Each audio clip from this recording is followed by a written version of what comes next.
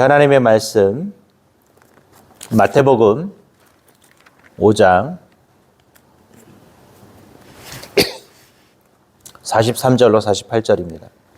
마태복음 5장 43절로 48절 말씀입니다. 마태복음 5장 43절로 48절 우리 같이 한번 읽도록 하겠습니다. 내 이웃을 사랑하고 내 원수를 미워하라 하였다는 것을 너희가 들었으나 나는 너희에게 이르노니 너희 원수를 사랑하며 너희를 핍박하는 자를 위하여 기도하라. 이같이 한즉 하늘에 계신 너희 아버지의 아들이 되리니 이는 하나님이 그 해를 악인과 선인에게 비추게 하시며 비를 의로운 자와 불의한 자에게 내리우심이니라. 너희가 너희를 사랑하는 자들을 사랑하면 무슨 사랑이 있으리요? 세리도 이같이 하느니라.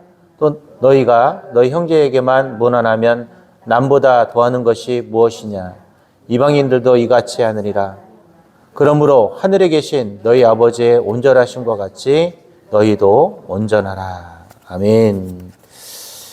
여러분, 원수를 사랑하는 것 쉬운 일일까요? 어려운 일일까요? 어렵죠. 우리가 말은 성경에서 내 원수를 사랑하라 이 말을 하면 그래 맞아 원수를 사랑해야지 라고 우리가 이야기하지만 막상 나에게 정말 원수 같은 사람을 사랑하는 것은 결코 쉬운 일이 아닙니다. 나를 힘들게 하고 내 마음에 상처를 주고 어찌 보면 내 원수, 내 인생에 가장 그 아픔을 준 사람을 우리가 사랑하는 것이 얼마나 어려운 일입니까? 저도 아직도 지금 제가 이런 얘기를 하는 게 좀 그렇지만 한 번은 제가 어느 교회에서 사역을 할 때 제가 그때 대학원을 다니고 있을 때거든요. 이렇게 사역을 하고 있는데 제가 인쇄를 좀 할 일이 있었어요. 논문을 좀 인쇄할 일이 좀 있어가지고 인쇄를 하고 있었는데 갑자기 담임 목사님께서 오시더니 저한테 도둑 인쇄하냐고 막 약간 도둑이라는 말에 제가 발끈하게 되더라고요. 너무 화가 나는 거예요. 내가 도둑 인쇄할 것 같으면 담임 목사님 없을 때 인쇄를 하죠. 근데 저한테 또 그런 얘기를 하니까 너무 속상하고 화가 나는 거예요. 제가 그 뒤로 어떻게 했냐면 복사지 한 박스를 사다 놓고 교회를 나왔습니다. 막 나와서 집에서 있는데 너무 화가 나는 거야. 아직도 막 분이 풀리지 않고 화가 나고. 근데 그날이 또 해필이면 수요 예배인데 수요예배도 마치고 왔어야 되는데 제가 얼마나 나중에 회개를 했는지 근데 너무 화가 나니까 사람이 목사지만 그 말에 너무 화가 나고 제가 그 교회에서 그래도 이리저리 계산해 보니까 11조도 많이 했던 것 같고 헌금도 많이 했는데 나보고 도둑이라니 너무 화가 나서 그냥 수요일, 목요일, 금요일까지 진짜 눈물로 이렇게 3일을 보내고 있는데 전화가 왔어요. 교회에서. 이제 여러 집사님들이나 이제 권사님들도 그렇고, 다시 오시라고. 아마 담임 목사님이 연락을 한 것 같아요. 예, 그래가지고 여차여차해서 다시 왔습니다. 와서 근데 그래도 부교육자지만 저한테 목사님이 그렇게 말했지만 그렇게 나간 건 내 탓이니까, 제 잘못이니까 제가 목사님께 죄송하다고 말씀을 드리고 열심히 사역하다가 제가 나중에 아주 즐거운 마음으로 지금은 아주 그 목사님하고 잘 지내고 있습니다. 그때 심정은 제가 지난 3일 동안은 무슨 생각이 들었냐면 나한테 도둑이라고 말했던 도둑 인쇄한다는 그 말에 너무 분노해서 제가 절대 용서가 안 되더라고요. 어떻게 내가 정말 도둑 인쇄할 것 같으면 몰래 했지. 있는 앞에서 인쇄를 어떻게 하겠어요. 너무 많이 화가 나더라고요. 진짜 그때 같으면 정말 용서가 되지 않더라고요. 사람이 그렇습니다. 누군가 나에게 내 평생에 상처되는 이야기를 하고 나에게 상처를 주면 사람들은 쉽게 용서하기가 쉽지 않아요. 그런데 오늘 성경은 우리에게 뭐라고 말하죠? 오늘 말씀에도 그렇지만 원수를 사랑하며 그랬습니다. 참 성경은 하나님은 우리로 할 수 없는 것들을 요청할 때가 있어요. 근데 이게 할 수 없는 것들을 요청하는 것이 아니라 할 수 있으니까 하나님은 우리에게 요청한다. 이 사실을 잊지 않았으면 좋겠어요.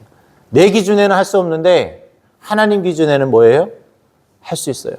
이 말은 다른 말로 표현하면 할 수 있다라는 말이에요. 성경은 우리에게 할 수 없는 것을 이야기하지는 않습니다. 나만 못하는 거지 누구나 할 수 있는 거예요. 하나님이 가능한 것들만 우리에게 이야기하신다라는 거예요. 자, 그런데 하나님이 이렇게 원수를 사랑하면 그냥 놔두실까요? 아니에요. 거기에 합당한 상급도 주신다라는 겁니다. 오늘 여러분 혹시 살아가면서 여러분 마음을 너무 아프게 하고 여러분을 너무 힘들게 하고 여러분을 마음에 상처를 줬던 사람들 있으면 용서하시고 또 그를 정말 사랑할 수 있길 바랍니다. 왜? 우리가 상급을 받아야 되니까. 우리 상을 받아야 되니까 뭐 해야 될까요? 원수를 사랑하십시오. 그리고 그것이 주님이 저와 여러분에게 주신 뭡니까? 하나님께서 주신 명령입니다. 원수를 사랑하라는 선택형의 문제가 아니라 무슨 문제예요? 명령의 문제예요. 이건 해도 되고 안 해도 되고의 문제가 아니라 반드시 해야 되는 일이라는 겁니다. 우리는 어떤 이 성경에서 말하는 이 이야기들이 선택의 문제라고 착각을 합니다. 하나님이 성경에서 이야기하실 때 그것은 선택의 문제가 아니에요. 어떤 문제예요? 반드시 해야 되는 것입니다. 하나님이 예배하라고 그러면 예배하는 것이고 기도하라고 그러면 기도하는 것이고 하나님이 여러분에게 봉사하라고 그러면 봉사하면 되는 거고 전도하라고 그러면 전도하면 되는 거고 죄송하지만 여러분에게 하나님을 위해 드리라고 그러면 물질을 주님 앞에 드려야 하는 것이죠. 그게 뭡니까? 하나님의 명령이에요. 근데 하나님의 명령에는 세상처럼 그냥 띄어먹는 것이 아니라 하나님은 반드시 거기에 합당한 상급을 반드시 주신다라는 것입니다.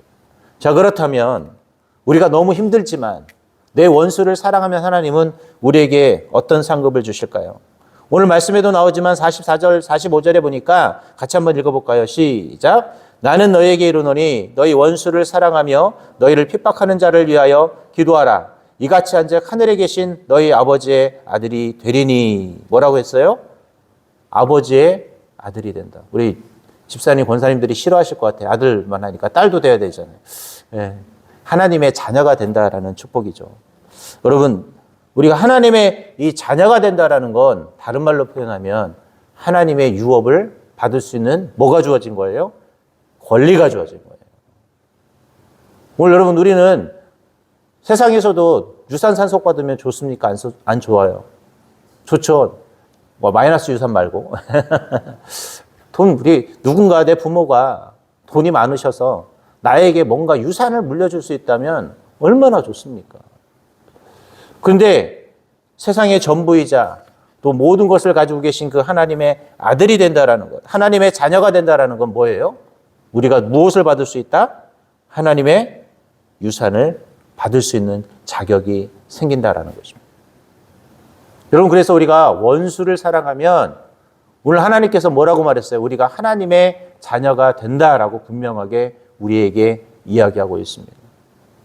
우리는 다른 말로 표현하면 유산 상속자들이에요. 얼마나 좋아요, 여러분.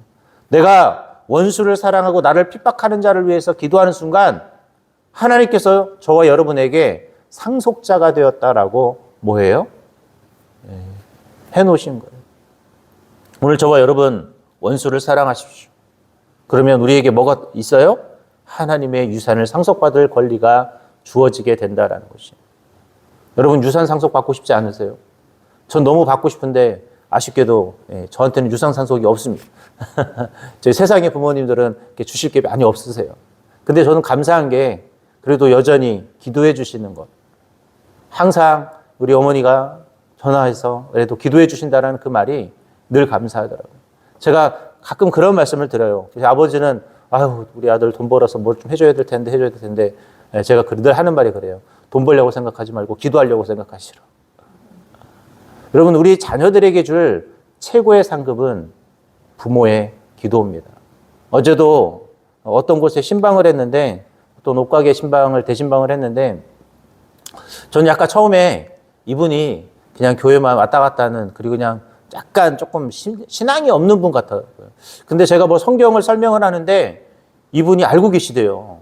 그래서 이제 마무리 기도를 하고 제가 물어보지 못한 것이 있어서 하나를 물어봤어요. 뭘 물어봤냐면 부모님 교회 다니시나 했더니 딱 자랑스럽게 얘기를 하시는 거예요. 부모님이 저 일산에 계신 우리나라의 그 교회 아주 몇 대 교회 중에 되는 그 교회, 아주 오래된 교회에 50년 동안 아주 권사님 또 장로님으로 수고하신 거고, 그 윗대 분들도 신앙생활을 되게 잘하셨더라고요. 아, 역시. 그러니까 이번에 그래서 그분 딸이 서울대학교를 들어간 거예요. 근데 그분만 보면은 약간 그런 축복을 못 드릴 것 같았는데 다 이유가 있는 것 같더라고요. 아, 그 부모 아니면 그 할아버지 할머니들이 뿌려놓은 축복의 씨앗이 뭐한 거예요? 그 축복의 열매가 되었다. 저는 진짜 그 사역을 하면서 늘 느끼는 게 어떤 분들 스스로 입을 고백하기를 그런 축복들을 고백해요. 신앙이 없는 것처럼 보이는 분들인데 막상 가서 이야기하다 보면 그들이 누리는 축복의 결과가 그들의 그 모습 때문이 아니라 그 부모들의 수고, 그 정말 선조의 수고들이 있었기 때문이라는 것이죠. 오늘 여러분들이 이곳에 나와서 기도하고 이곳에 나와서 주님 앞에 쓰임을 받고 사명을 감당하고 여러분이 하는 그 헌신들은 결코 헛되지 않다라는 거예요. 지금 당장 눈에 보이는 열매는 없을 수 있어요. 내가 기도하고 내가 하나님 앞에 눈물 나게 헌신하고 심지어는 정말 어떤 분들은 우리 저는 세대교회 와서 처음에 이해 안 됐던 게 대출 받아서까지 헌신한대. 이건 세상에 처음 보는 일이에요. 진짜 죄송한데 미치진 않았을까? 근데 이분들이 억지로 하는 게 아니라 정말 귀한 마음을 가지고 드리는 것이죠.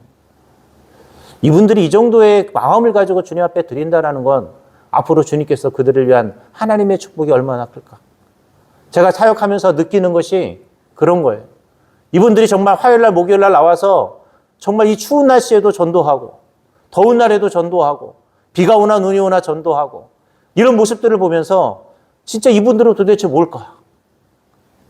이분들의 그 수고. 전도하기 위해서 정말 다른 교회들은 전도비 막 교회에서 갖다 쓰는데 우리는 내 돈 내가면서 전도하는 그 모습을 바라보면서 하나님께서 정말 그냥 있지 않으시겠구나. 다른 데는 그냥 전도하라고 해도 돈 준다고 해도 전도 안 하는데 여기는 돈을 오히려 내가 내면서 시간 내면서 하루 종일 뭐 하고 있어요. 그 추운 날씨에. 그렇다고 사람들이 즐거운 마음으로 전도지 받습니까? 그렇지 않아요.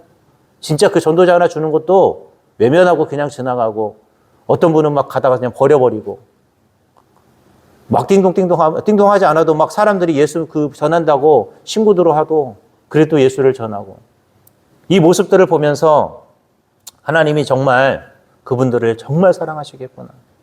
그분들이 눈물로 뿌린 그 축복의 씨앗들이 절대 헛되지 않겠구나 그렇게 생각을 하게 됩니다. 오늘도 이렇게 새벽에 오시는 분들도 제가 늘 감사해요. 이 동탄 이 성전을 채우기 위해서 여러분이 눈물로 기도하는 이 귀한 자리가 반드시 축복의 씨앗이 심겨지는 자리가 될 것이라는 확신이 있습니다. 오늘 그것처럼 여러분 이 사명들을 온전히 더 잘 감당하시고 오늘 정말 우리가 원수를 사랑하여 하나님의 상급들을 온전히 받아낼 수 있기를 바랍니다. 두 번째로 오늘 하나님께서 원수를 사랑하면 어떤 상급을 주시냐? 완벽해진다라고 말합니다.